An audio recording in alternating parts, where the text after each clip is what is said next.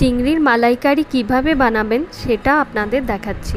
নুন জলে আমি গলদা চিংড়িগুলো ফোটালাম।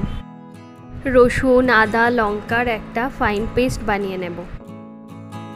একটা বড় সাইজের পেঁয়াজের কিছুটা কুচিয়ে রাখলাম আর কিছুটা পেস্ট করে নিয়েছি।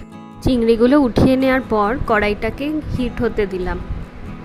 হিট হয়ে গেলে সর্ষের তেল দিয়েছি। সর্ষের তেলটা খুব ভালো করে গরম করতে হবে। এখন চিংড়িগুলো একটা একটা করে আমি এখানে ছাড়ছি। চিংড়িগুলো ভাজা হয়ে গেলে উঠিয়ে নিয়ে ওই তেলেই আমি গরম মশলা দিলাম। গোটা গরম মশলা মানে দারচিনি এলাচ আর লং দিয়েছি। এখন দিলাম তেজপাতা আর শুকনো লঙ্কা। একটু নেড়ে নিলাম। এরপরে পেঁয়াজ কুচিটা দিয়ে দেব। পেঁয়াজ কুচি দেওয়া হয়ে গেলে ওটাকে হালকা ব্রাউন করে ভেজে নিতে হবে। পেঁয়াজটা ব্রাউন কালার আনার জন্য আমি হাফ চা চামচ চিনি অ্যাড করলাম। এখন পেঁয়াজ পেস্টটা দিয়ে দিলাম। এদিকে পেঁয়াজ ভাজা হচ্ছে আর আমি একটা মশলার মিশ্রণ তৈরি করে নেব। গরম জলেতে হলুদ অ্যাড করে কাশ্মীরি লঙ্কা গুঁড়ো অ্যাড করলাম, ধনে গুঁড়ো অ্যাড করলাম আর হাফ চা চামচ জিরে গুঁড়ো অ্যাড করলাম। এখন দিলাম গরম মশলা আর সল্ট।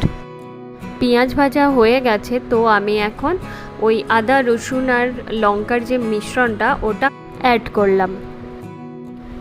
অল্প গরম জল দিয়ে মিশ্রণটিকে ভালো করে মিশিয়ে নিতে হবে। যখন ভালো করে ওটা তেল ছেড়ে যাবে তখন আমি গরম জল অ্যাড করে দিয়েছি। 5 মিনিট মতো রেখে দিয়ে যখন জলটা ফুটে যাবে তখন আমি চিংড়িগুলো অ্যাড করে দিলাম। যেহেতু 500 গ্রাম চিংড়ি ছিল, তো আমাকে এইভাবে জায়গা ম্যানেজ করে করে চিংড়িগুলোকে অ্যাড করতে হচ্ছিল। অল্প ফুটে গেলেই আমি এখন অ্যাড করে দেব নারকেলের পেস্ট।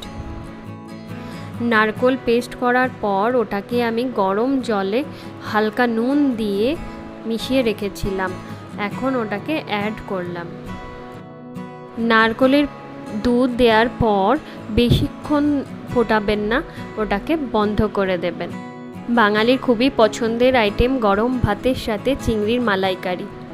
এটা হলো আমার ফাইনাল লুক। ট্রাই করে অবশ্যই জানাবেন।